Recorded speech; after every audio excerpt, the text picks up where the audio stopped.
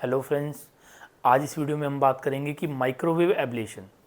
Of liver tumours के liver के जो ट्यूमर्स हैं उनको हम किस तरह से माइक्रोवेव एब्लेशन करते हैं, माइक्रोवेव की मदद से उनको जला देते हैं, एब्लेट कर देते हैं। तो सबसे पहले हम बात करते हैं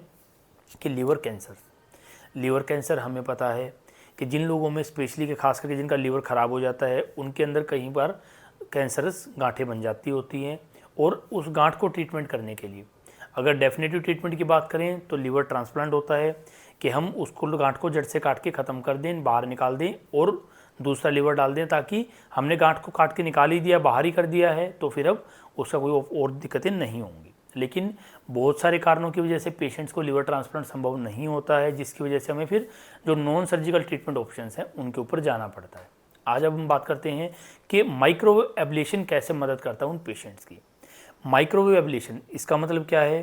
कि हम एक बहुत ही पतली सुई या जो एक माइक्रोवेव का जो एंटीना होता है उसको हम गांठ के सेंटर में लेकर जाते हैं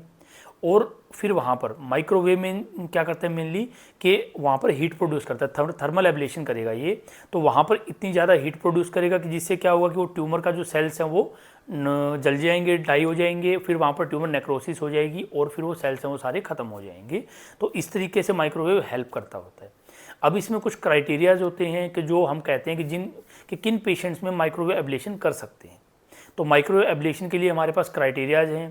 कि पेशेंट को 2 या 3 गांठों से ज़्यादा गांठें लीवर के अंदर नहीं होनी चाहिए और जो गांठ का साइज़ है वो भी हम 3 to 5 सेंटीमीटर लेते हैं। अगर सिंगल गांठ है तो वो 5 सेंटीमीटर से ज़्यादा की बड़ी नहीं होनी चाहिए। अगर 2 गांठें हैं तो वो 3 सेंटीमीटर से ज़्यादा की नहीं होनी चाहिए। तो ये कुछ ऐसे क्राइटेरियाज हैं जो हमें माइक्रोवेव एब्लेशन से पहले हम देखते होते हैं कि जो अगर लीवर के अंदर कैंसर की गांठ है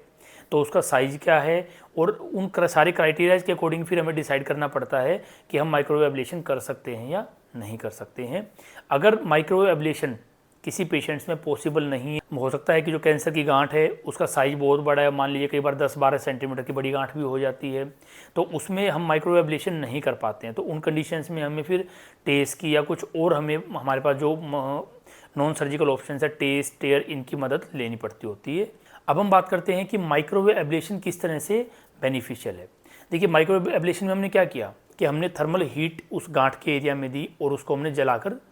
जला दिया और उसको ख़त्म कर दिया। तो उससे क्या हुआ कि हमने गांठ को एक तरह से पूरा जला ही दिया। जब हमने जला ही दिया, उसको ख़त्म ही कर दिया, तो फिर उसके रिकरेंस या फिर कहूँ कि उसके स्प्रेड के चांसेस बहुत कम हो जाते हैं। और माइक्रोवेव एब्लेशन अगर किसी पेशेंट्स में, अगर हमारे पास टाइमली कोई पेशेंट आया था जिसमें बहुत छोटी गांठ है, जिसको हम एक एंटीने की मदद से, सुई की मदद से अगर एब्लेट कर सकते हैं, तो अप टू 95% तक उसको क्योंकि देखिए बाकी चीज़ें क्या होती है कि सिर्फ कंट्रोलेबल है, बट माइक्रोवेव एब्लेशन क्योंकि हमने जला दिया उसको, तो एक क्यूरेबल ट्रीटमेंट हो जाता है पेशेंट का। तो इसलिए microwave ablation is a good option nowadays.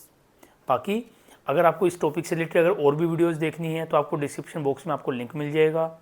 या फिर आप चाहें तो हमसे कॉन्टैक्ट भी कर सकते हैं नीचे दिए गए नंबर्स पर, ताकि अगर आपको किसी फैमिली मेम्बर को, किसी रिलेटिव को अगर ऐसी कोई बीमारी है, कोई प्रॉब्लम है, तो हम आपकी मदद कर सकें, उसको ट्रीट कर सकें।